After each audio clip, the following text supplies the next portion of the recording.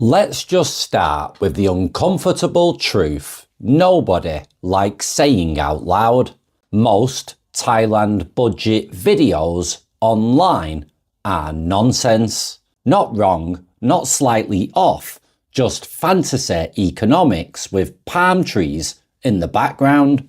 You've got guys claiming you can live in paradise for $800 a month and others spending $5,000 and still acting like they're budget travellers. So who's lying? Answer: all of them, just in different directions. Because Thailand doesn't have one cost of living, it has layers, and where you choose to live decides whether you're retiring rich or slowly donating your savings to convenience stores, beer and bad decisions. Today, we're breaking it down properly. Bangkok, Chiang Mai, Isan, Phuket. No sugarcoating, no brochure talk, just reality. And yeah, some people aren't going to like it. Good. So here's the first mistake foreigners make. They think Thailand is a cheap country. It's not. Thailand is a price-flexible country. It will adjust to whatever lifestyle you choose. You want basic living in Isan? Cheap. You want beachfront cocktails in Phuket every sunset? Congrats! You just imported Western rent inflation into Southeast Asia. Same country, different financial universe. And this is where people get trapped, because nobody starts off saying, I plan to slowly upgrade my lifestyle until I'm broke. It just happens. One nicer condo, one more restaurant habit, one girlfriend who has expensive taste but doesn't like talking about money. And suddenly the budget that looked fine on YouTube is on life support. So let's start this off in Isan, the place most YouTubers mention like it's a secret hack. In some ways it is. So I'm going to give you a general monthly living cost breakdown. Rent, 3,000 to 8,000 baht. Food, 6,000 to 12,000 baht. Transport, 1,000 to 3,000 baht. And utilities, 1,000 to 2,000 baht. Total realistic range, 12,000 to 25,000 baht per month. That's roughly 300 to 700 great British pounds, or 369 to 769 USD. Sounds amazing, right?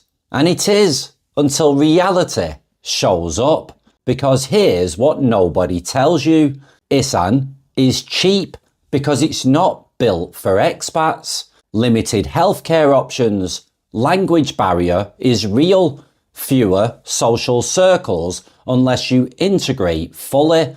And boredom is a financial risk nobody budgets for. Yes, boredom, because boredom leads to more drinking, more travel, more quick trips to tourist areas, and suddenly your cheap life isn't cheap anymore.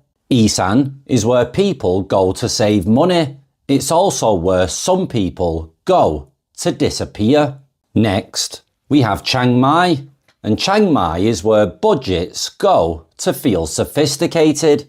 It's the classic, I want Thailand, but with Wi-Fi that works and coffee that tastes like something. The typical monthly cost: rent, 8,000 to 25,000 baht. Food, 10,000 to 20,000 baht. Transport, 2,000 to 5,000 baht. Lifestyle, 5,000 to 15,000 baht. The total, 25,000 to 65,000 baht per month. and that equates to 569 to 1,481 Great British Pounds, or 769 to 2001 USD. And Chiang Mai is dangerous because it feels reasonable, it doesn't shock you, it slowly upgrades your expectations. Nice condo instead of basic room, daily cafe visits, a gym membership, weekend trips to mountains, and a digital nomad social life. And before you know it, you've built a Western middle-class lifestyle in Thailand on a Thai income mindset. That's where people get caught, not by expensive spikes, by lifestyle creep. Now, let's move on to Bangkok. And Bangkok doesn't ask for your money, it just quietly absorbs it. The monthly costs: rent, 12,000 to 50,000 baht. Food, 12,000 to 25,000 baht. Transport, 2,000 to 6,000. Lifestyle, 10,000 to 30,000 baht. Total, 35,000 to 100,000 plus Thai baht per month, which equates to 797 to 2,279 Great British Pounds, or 1,077 to 3,079 USD. So Bangkok is where cheap Thailand disappears completely if you're not disciplined, because everything is available and availability is expensive. You can live cheaply in Bangkok, but you have to actively choose poverty aesthetics every single day, and most people don't. They choose convenience, comfort, social life, dating scene, delivery apps at 2 a.m. like it's a personality trait. Bangkok doesn't ruin budgets, it exposes them. Now, Phuket, the place people move to when they want paradise and pay for it like it's a subscription service. The monthly costs breakdown: rent, 15,000 to 80,000 baht. Food, 15,000 to 30,000. Transport, 3,000 to 10,000. Lifestyle, 15,000 to 50,000 baht. Total, 50,000 to 150,000 baht plus per month. And that equates to 1,139 to 3,419 Great British Pounds, or 1,539 to 4,618 USD. Phuket has a simple rule: if you can see the sea, you can see your money leaving. Everything is priced for tourism first, living second, and unlike Bangkok, there's less budget flexibility illusion. You either pay or you compromise heavily. Now, I'm going to talk about where most budget videos completely fail. They ignore the slow financial assassins. Visa and immigration costs, extensions, agents, paperwork, border runs, not dramatic, just constant. Healthcare gaps, insurance people plan to get later, which is adorable until it isn't. Inflation creep.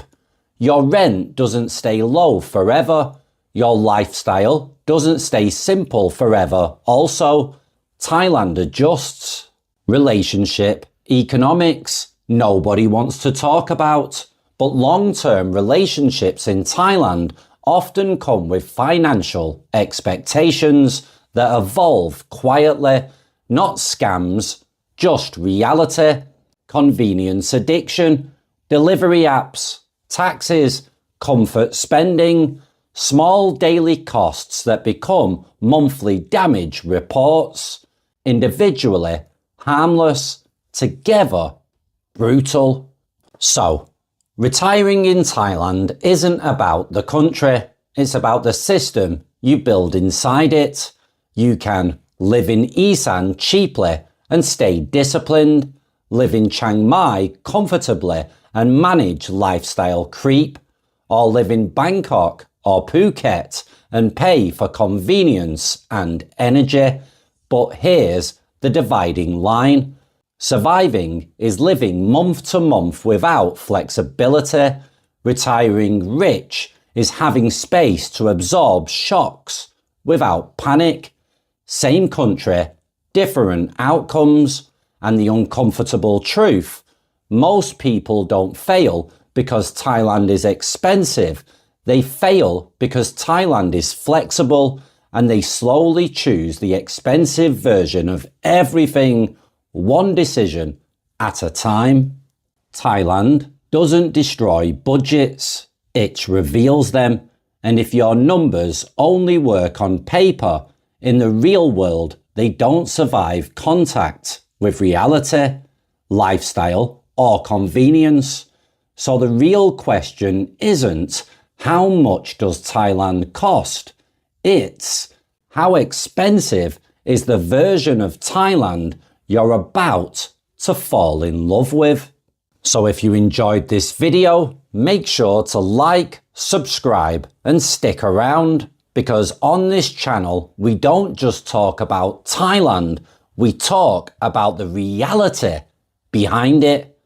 Take care and ciao for now. Bye bye.